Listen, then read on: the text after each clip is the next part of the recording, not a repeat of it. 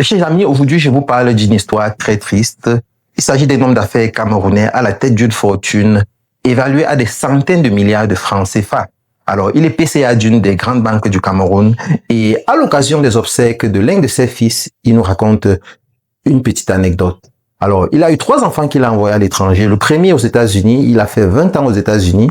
Il revient au Cameroun sans diplôme pendant 20 ans. Son papa a tous les mois, toutes les années envoyé de quoi subvenir à ses besoins, payer ses frais d'études et tout ça.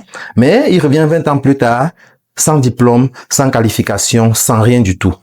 Le deuxième, il a fait 5 ans en Angleterre et toutes les années, le papa lui a envoyé 45 millions de francs CFA.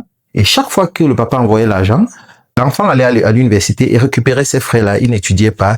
3 ans sont passés, aucun diplôme. 5 ans plus tard, le papa se lève, il va en Angleterre et il approche l'université. Il exige d'avoir des comptes. C'est alors qu'à l'université, on lui dit que chaque fois qu'il envoyait les sous, l'enfant retirait. Alors, dans cette vidéo, je vous fais regarder un extrait de cette vidéo qui est choquante, qui fait vraiment mal au cœur. Et on se retrouve après la vidéo pour en parler.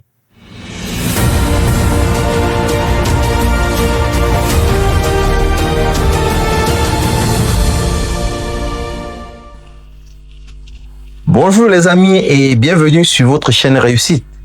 La chaîne qui vous permet d'apprendre, d'entreprendre et de réussir. Alors aujourd'hui, je vous tourne une vidéo d'un type différent.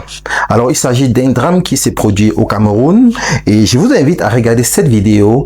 Après la vidéo, nous allons en discuter. Mais déjà, pour ceux qui ne me connaissent pas, je suis David Wafo, entrepreneur multisectoriel. Abonnez-vous et activez la cloche de notification et surtout, partagez ce contenu, partagez en bas. Vous allez voir l'icône partagée en bas de la vidéo afin qu'un grand nombre de personnes en bénéficient des contenus que je produis pour vous chaque semaine. Et on se retrouve après la vidéo pour en parler. Il faut aménager la maison parce que la police va venir tout le temps regarder si le couple existe combien, 25 millions, ça part. Ainsi de suite, la petite vient en mangeant, ça part jusqu'au jour où j'ai dit non mon cher, ça fait 1 an.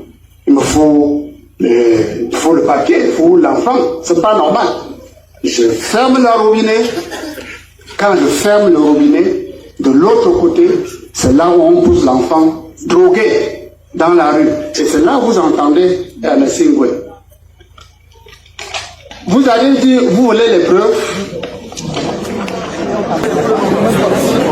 Dans les photos là, tu envoies là. On est parti faire les photos d'une métisse avec mon fils. Le faux truc. Et on m'a coupé plus de 75 millions. Quand vous pensez, ce fils meurt parce qu'il s'appelle Kenda. Qu'est-ce que vous me parlez de mariage de 16 ans, de 17 ans? Madame, quelle est cette histoire? Alors, revenons surtout. Vous avez suivi encore dans le témoignage. Alex est venu, je suis parti à l'école, Alex avait récupéré son droit de scolarité, payé. Monsieur Mukunju est dans la salle. Ce monsieur Mukunju, le voilà, le directeur général à l'époque de Miko, qui payait toutes les factures de mes enfants à l'étranger. Et il sait combien il jonglait pour envoyer de l'argent. Alors, quand on me dit, on l'a retourné, je reçois le coup de fil. Alvin, notre cauchemar commence. Je suis étonné qu'Alvin soit venu ici et ne vous a pas parlé de son cauchemar avec cet enfant. Nous l'avons envoyé. Je préfère, viens toi-même témoigner ici, madame. Viens toi-même. Tu témoignes ce que tu as fait sur cet enfant. 12 mois en Afrique du Sud, des intoxications, 12 mois. L'enfant est revenu, a récidivé. J'ai envoyé à Dubaï, 12 mois, récidive. J'envoie à Kumbo, récidive. Il revient, il s'intoxique toujours. Vous avez dit quoi? Qui veut la paix? Qui veut la paix? Vous pensez que j'ai grandi comment? Vous avez tout ça, vous ne réussissez pas? Alors, qu'est-ce que je pouvais faire en ce temps-là? J'ai pris la décision d'un père. J'ai dit, donnez-lui la femme. donnez-lui la femme. Au moins, si Dieu lui donne des enfants, ça peut le réveiller. Ça le réveillera. Il va voir son enfant. Peut-être, il n'a jamais courbé comme ça pour travailler de toute sa vie.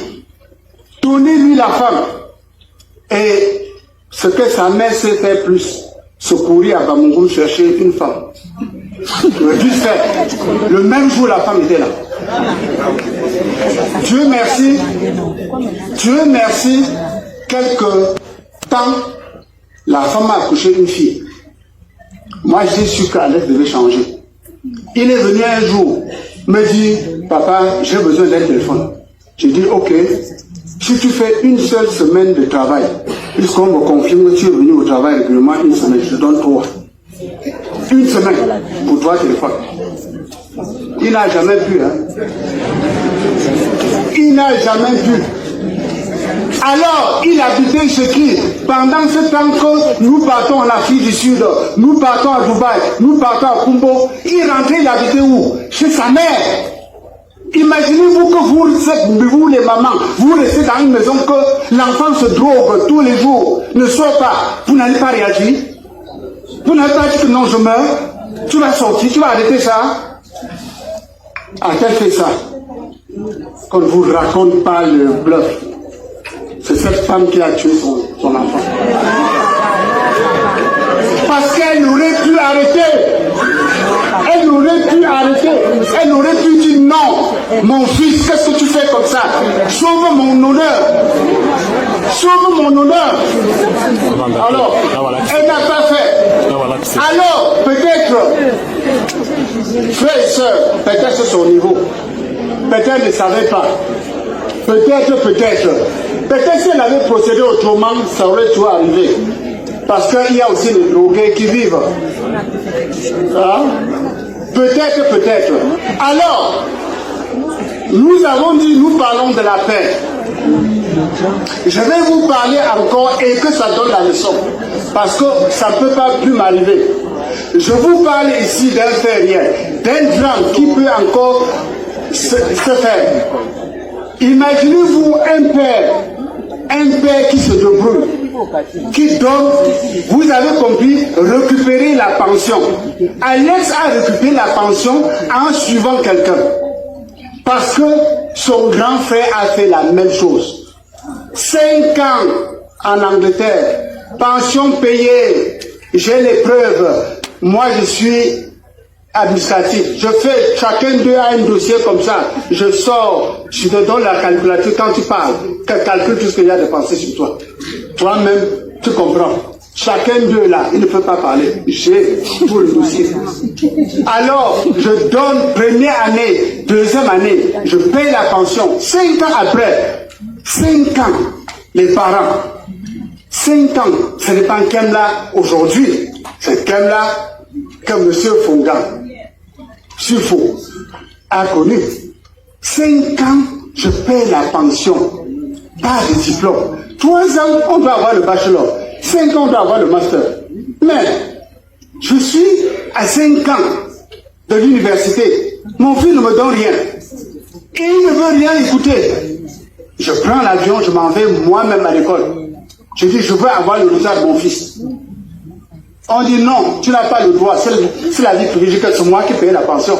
On dit, demande à ton fils, il ne veut rien me dire. Je dis, ok, on va aller au code. Les Anglais n'aiment pas le code. On dit, ok, entre. On m'assoit.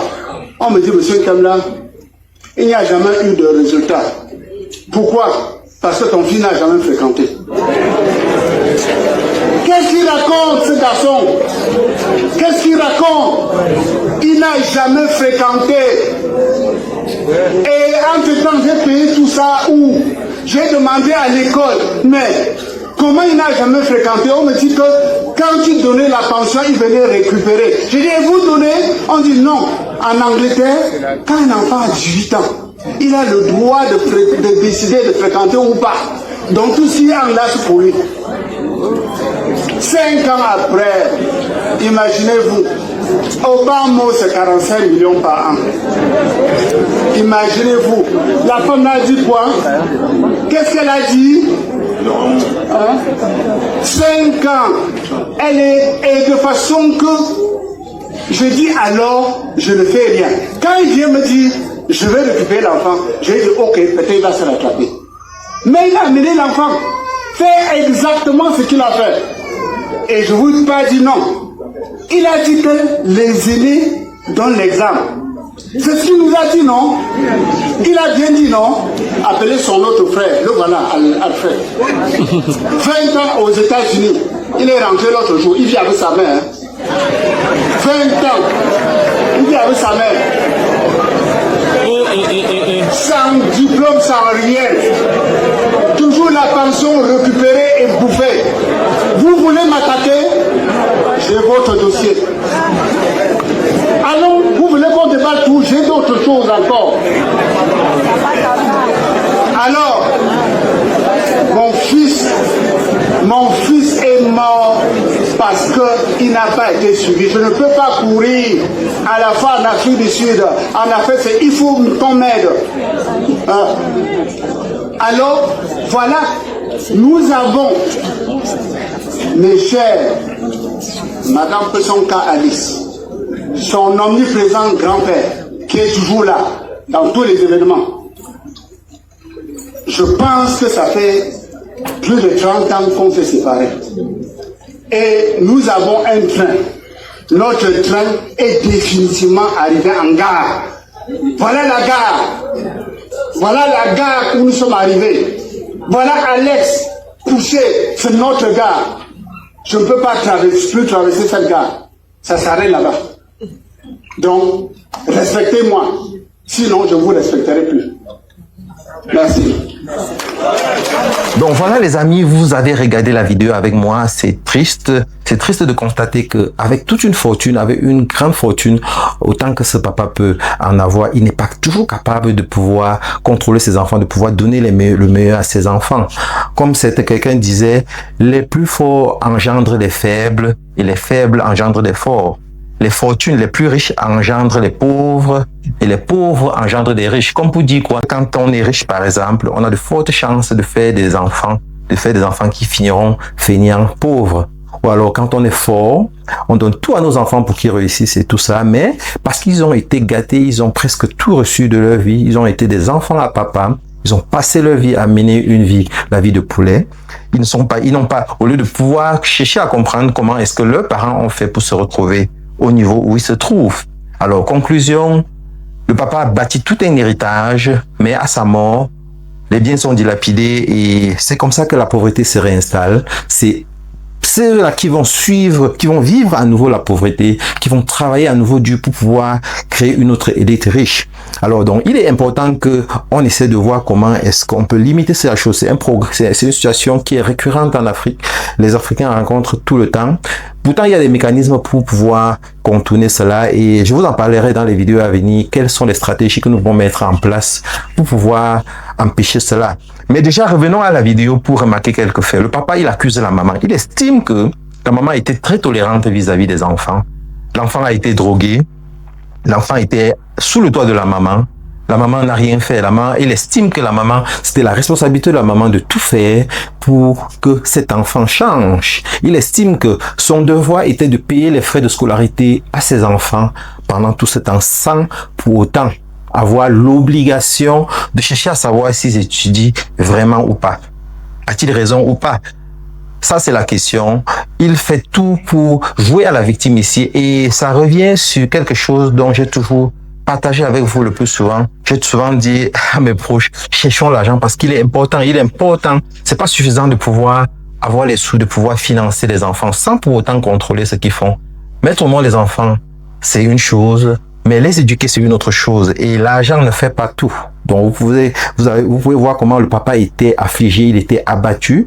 Mais pourtant, ça lui aurait coûté rien de faire le suivi de ses enfants. C'est un papa qui est suffisamment riche, suffisamment nanti pour se rendre en Europe ou aux États-Unis tout le temps. Donc, il aurait dû, au moins une fois par an, se rendre à l'école de ses enfants, chercher à voir quels sont les relevés de notes et tout ça, au lieu de croire que une fois qu'il a débloqué les sous, tout est fait. Et c'est l'erreur que nous commettons au niveau du leadership. Bon, nous pensons le plus souvent que quand nous nous marions, la femme a la responsabilité désormais de tout faire, du fait que du moment où nous apportons le support financier, l'apport financier au niveau de la famille, tout est fait. Pourtant, c'est pas ça le leadership. Le leadership commence au sommet. Le leadership commence au sommet, commençant par le choix de son épouse. Donc, le fait que tu choisis une femme avec qui tu vas faire ta vie, avec qui tu vas faire des enfants, ça te donne un certain leadership, ça te donne pas des excuses pour pouvoir lui donner toutes les responsabilités, parce que quand ça ne marche pas, c'est nous qui allons payer le prix, c'est nous qui allons souffrir le plus. C'est ressemble un peu au cas de figure où certaines personnes vont accuser par exemple les ministres d'un gouvernement, disant que non, ici, ce sont eux qui gèrent mal, ce sont eux qui ne travaillent pas bien, ce sont les directeurs généraux qui ne travaillent pas bien. La faute n'est pas au président de la République, tout simplement parce qu'ils estiment que si ceux-là avaient bien fait leur travail, les choses se seraient passées différemment. Par contre, c'est le sommet. Et quand le sommet ne fonctionne pas, le reste de la pyramide ne peut pas fonctionner. Donc, la responsabilité la plus importante revient toujours au chef de famille. Faisons un effort pour que travaillons dur quand nous sommes jeunes, et quand nos enfants atteignent déjà la maturité, donnons-leur, parce que c'est un âge sensible. Quand les enfants sont déjà des adolescents, c'est à ce moment-là qu'ils s'exposent à tout. La sexualité précoce, la drogue et tout ce que vous pouvez imaginer. Alors, il est important pour nous parents de pouvoir consacrer, de pouvoir travailler dur pour que quand nos enfants atteignent déjà l'adolescence, nous ayons suffisamment de temps pour pouvoir les suivre, pour pouvoir suivre leurs devoirs, pour pouvoir les accompagner à l'école, pour pouvoir les prendre à l'école quand ils ont fini, pour pouvoir rencontrer leurs encadreurs, pour pouvoir discuter avec eux, pour pouvoir évaluer leur niveau de sagesse, parce que il est évident ici que si ce papa-là avait de temps en temps échangé avec ces enfants-là, il aurait pu apprécier leur niveau de connaissance et savoir effectivement s'ils étudiaient ou pas. Donc les amis, voilà ce que je pense par rapport à ce sujet. L'éducation des enfants, ce n'est pas simplement la responsabilité de la femme, c'est la responsabilité de tout le monde. Dites-moi ce que vous en pensez dans cette vidéo et on se prend plus tard. Merci.